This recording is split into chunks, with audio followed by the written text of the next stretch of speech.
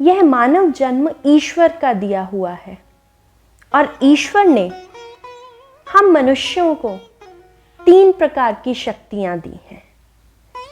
करने की शक्ति, जानने की शक्ति और मानने की शक्ति। क्यों यह 3 प्रकार की शक्तियां दी हैं? सबसे पहले करने की शक्ति। करने की शक्ति से हमें दूसरों का हित करना चाहिए। दूसरी जानने की शक्ति। जानने की शक्ति से हमें स्वयं को जानने का प्रयास करना चाहिए। हम कौन हैं? हमारा जन्म क्यों हुआ है? क्या औचित्य है हमारा? और तीसरा मानने की शक्ति कि ईश्वर को माने। अनेकों जीव इस पृथ्वी पर मनुष्य जीवन प्राप्त किया है परंतु ईश्वर को नहीं मानते। परंतु जब मनुष्य गलती करता है अर्थात दूसरों का हित नहीं करता, स्वयं को जानने का प्रयास नहीं करता और ईश्वर को तो बिल्कुल ही नहीं मानता, उस स्थिति में उस व्यक्ति को, उस मनुष्य को दुख की प्राप्ति होती है। इसलिए ईश्वर की उन तीनों शक्तियों का सही तरह से उपयोग करना चाहिए। दूसरों का हित करें, स्वयं को जानने का प्रयास करें और ईश्वर को माने। हम इतने अधम हैं, इतने अनेकों अनेक पाप करते रहते हैं कि 84 लाख योनियों में भटकने के पश्चात भी हमारे वो पाप समाप्त नहीं होते, परंतु फिर भी प्रभु इतने दीन हैं, इतने दयालु हैं कि हमें यह मनुष्य जीवन देते हैं। और मनुष्य जीवन प्राप्त करने के पश्चात भी हम क्या करते हैं? हमारा अहंकार हमें स्वयं को ही नष्ट कर देता है। ईश्वर अगर चाहे तो अगले क्षण हम श्वास भी नहीं ले सकते, परंतु हम व्यर्थ का अहंकार दिखाते हैं।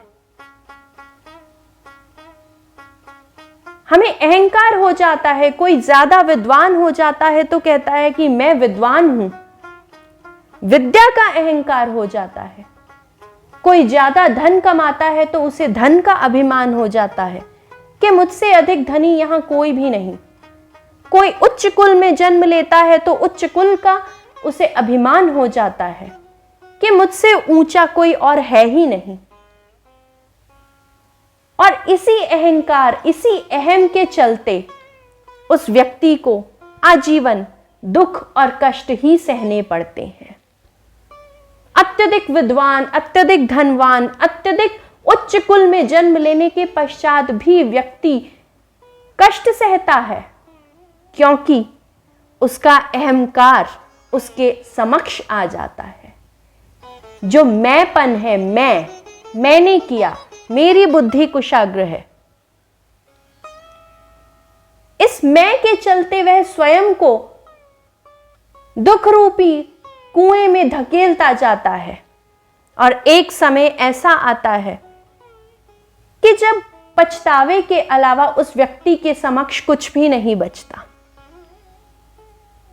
अरे महाराज, अहंकार, अभिमान, जब नारद जी को भी अभिमान हो गया था तो क्रोध आवेश में आकर उन्होंने प्रभु को ही शाप दे डाला।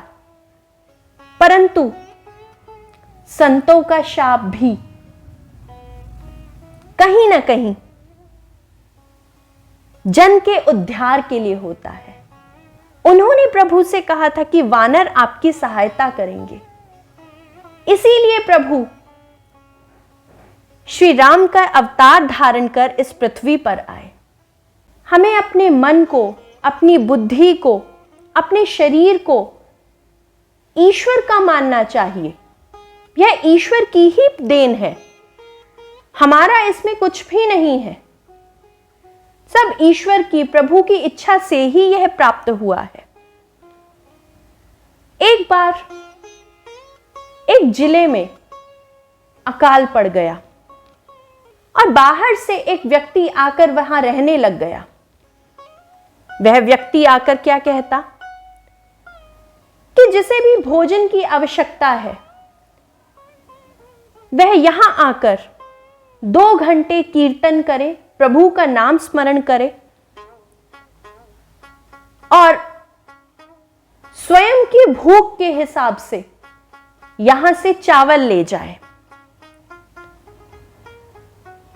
अब वहां के अकाल पीड़ित व्यक्ति भी प्रसन्न हो गए,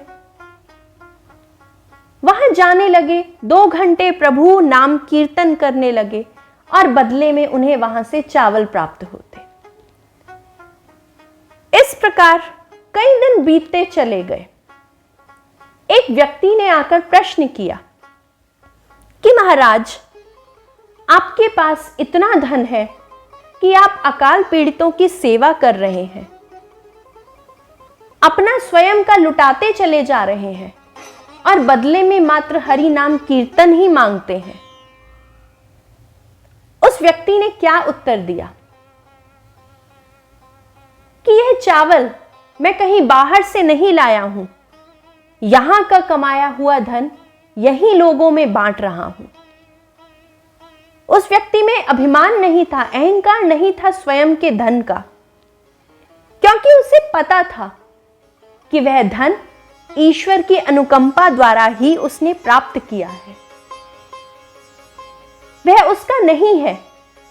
पृथ्वी पर कमाया हुआ धन पृथ्वी वासियों के लिए ही वह व्यक्ति लुटाता चला जा रहा था। दूसरे व्यक्ति ने प्रश्न किया कि आप ऐसा कब तक करेंगे? उस धनवान व्यक्ति ने उत्तर दिया, जब तक मेरी भी दशा ऐसी ना हो जाए।